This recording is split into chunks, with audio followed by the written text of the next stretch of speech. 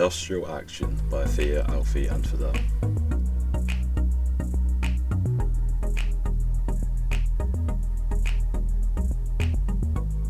Industrial conflict is a disagreement between an employer and employees regarding the terms of employment.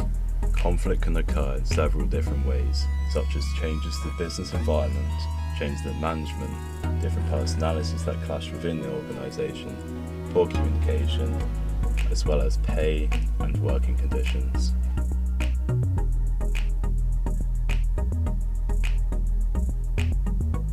In this particular example, with the UK university staff, the root to conflict was due to employers not increasing pay along with inflation, as well as pension cuts. Staff were taking action to prevent 35% cut to their guaranteed retired income.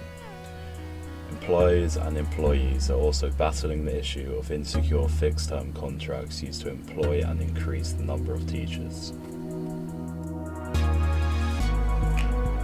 There are a number of actions that can be taken by employees and employers, such as negotiations as a calmer approach.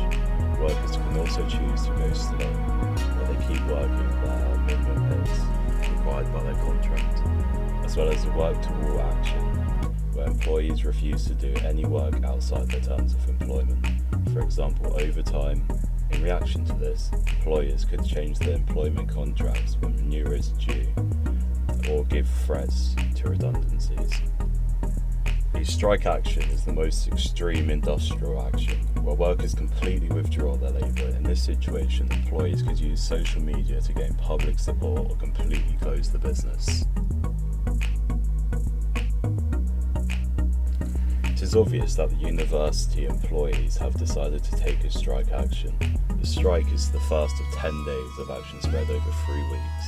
This week it involves 44 universities, including Cambridge, Leeds and Edinburgh, and focuses on pension cuts. Next week's strike action will involve 68 universities with 50,000 staff who are expected to walk out over pensions, pay and working conditions. As well as this, the union is demanding a $2,500 pay increase for all staff, as well as action to tackle unmanageable lower workloads and quality pay gaps. A number of employees that are not involved in the strike action have chosen to work to rule as their action. Employees Association recommended that universities should dock 100% of pay for staff who work to rule as part of the forthcoming industrial action.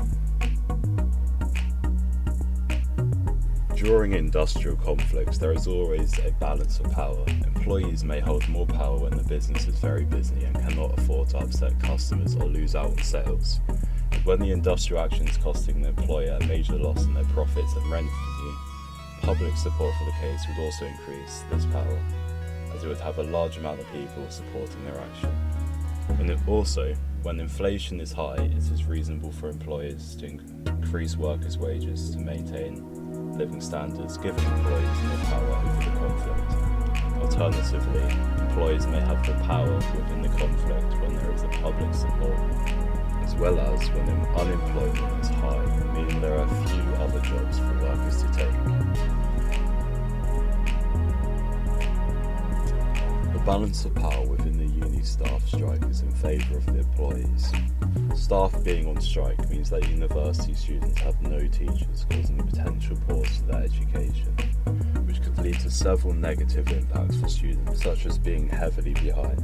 Therefore, students will not choose to go to a university that doesn't have teachers, which will hugely impact the operations of those universities in the long term. Employees currently have more support than employers, as students are in front of teachers. Despite the disruption to their education, this demonstrates the urgency of the case, as students are willing to stand by their teachers for the rights of their employment, no matter how much it impacts their education. One of the issues raised by the staff is that their pay isn't rising along with inflation. It is reasonable that employers increase their pay, otherwise the employees' purchasing power will decrease.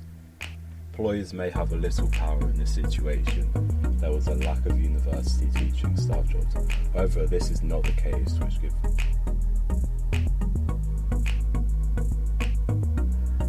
a single union agreement could be used where an employee recognises one union for purposes of collective bargaining. where negotiation is held between employees' representatives as well as employers' representatives. A no-strike agreement could be established where unions sign an agreement with the employers not to strike in exchange for greater involvement in decisions that affect the workforce. Conciliation is another way of resolving conflict. This involves a third party to encourage both employee and union to discuss an acceptable solution. Arbitration could be used to resolve an industrial dispute by the use of independent third parties to judge and recommend an appropriate solution. Employee participation and industrial. This current university staff conflict has not yet been solved. There are a few potential solutions that would be suitable for this situation.